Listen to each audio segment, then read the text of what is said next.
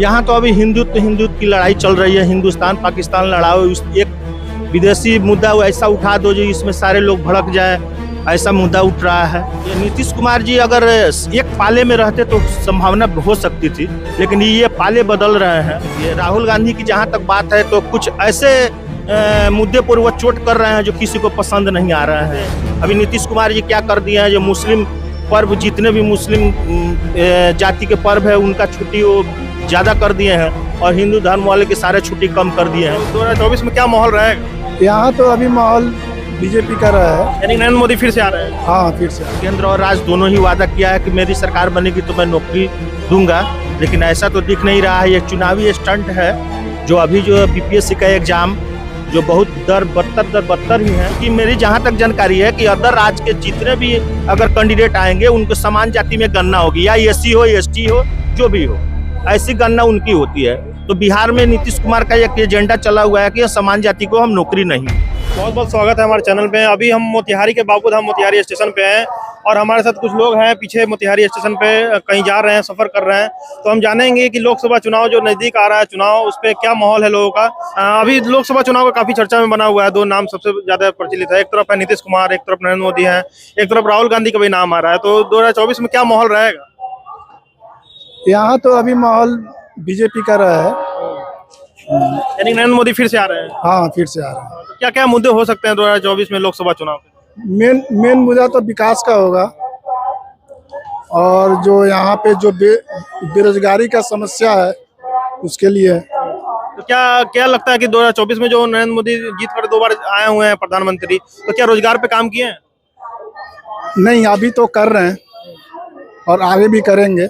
क्या बोलेंगे भैया 2024 के लोकसभा चुनाव पे? हाँ, 2024 के लोकसभा चुनाव पे हम तो सरकारी कर्मी है, मुझे पुरानी पेंशन चाहिए। केंद्र और राज्य से दोनों से मांग कर रहे हैं, मुझे पुरानी पेंशन चाहिए। और बेरोजगारी तो बढ़ा है, और दोनों सरकार, केंद्र और राज्य दोनों ही वादा किया है कि मेरी सरकार बनेगी तो मैं नौकरी दूंगा, लेकिन ऐसा तो दिख नहीं रहा है। ये चुनावी स्टंट है जो अभी जो बीपीएससी का एग्जाम जो बहुत बदतर ही है, क्योंकि 75% रिजल्ट बीपीएससी को नहीं देना चाहिए था।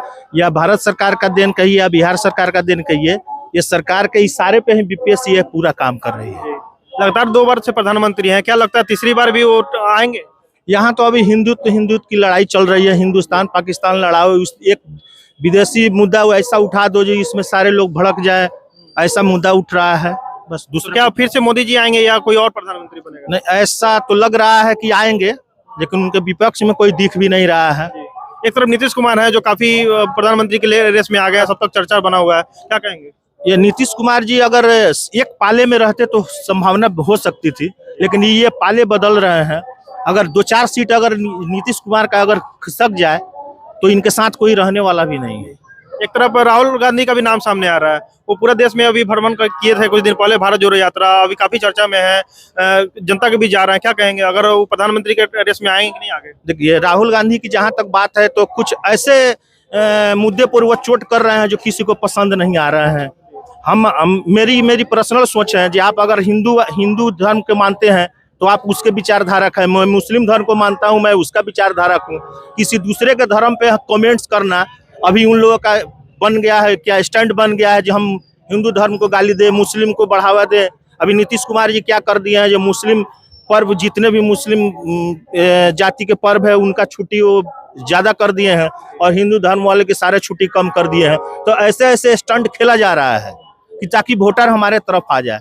तो नीतीश कुमार के बारे में तो समझ रहे हैं, जिसके पाले में उनका चल रहा है वो चले जा रहे हैं। बिहार की राजनीति पे क्या कहेंगे? यहाँ बिहार में एक तरफ नीतीश कुमार कितने सालों से मुख्यमंत्री हैं और तेजस्वी यादव उप मुख्यमंत्री हैं। अभी चर्चा ये है कि अगले जो चुनाव होंगे विधानसभा का, उसमें तेजस्वी भी मुख्यमंत्री बन सकते हैं। तो क्या वो मुख्यमंत्री लायक हैं?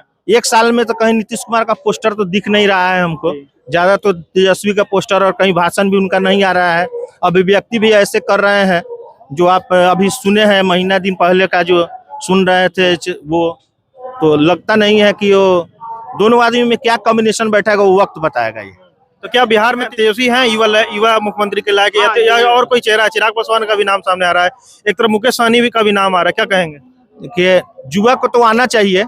20 साल पहले का राज तो हमने देखा उतना नहीं हूँ, सुने हैं कि क्या क्या उनके आरजेडी के बारे में क्या क्या सरकार चली है, लेकिन हमसे जो ज्यादा उम्र दराज है वो लोग के मुंह से सुने हैं कि यहाँ बताया है लोग कि यहाँ राज्य बहुत अच्छा नहीं चला था, लेकिन युवा को मौका मिलना चाहिए बस। अभी बीपीएससी के माध्यम से टीचर बहाली का जो अभी प्रक्रिया चल रहा है, दूसरा फेज का भी हाल ही में एग्जाम हुआ है, तो इस पे क्या कहेंगे? बिहार में रोजगार का बहार आ गया, नीतीश कुमार कहते हैं, तो क्या दूसरे राज्य को भी रोजगार दे रहे हैं, तो क्या इस पे कहेंगे? नहीं, दूसरे राज्य के अगर रोजगार दे रहे हैं तो दूसरे राज्य के जितने भी आवेदक आ रहे हैं उनकी समान जाति में गणना हो रही है।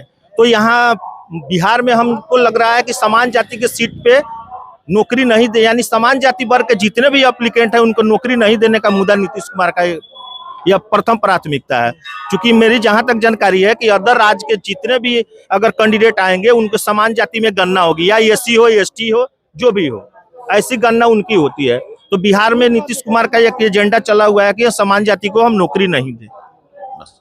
चलिए, ये थे कुछ लोग थे जिसे बात की हमने लोकसभा चुनाव के मुद्दे पर। इन्होंने कहा कि रोजगार मुख्य मुद्दा हो सकता है आगामी लोकसभा चुनाव का, और ऐसे ही वीडियो देखते रहिए। लोकसभा चुनाव पे हम बाकी खबरें दिखाते रहेंगे। तब तक के लिए बहुत बहुत धन्यवाद।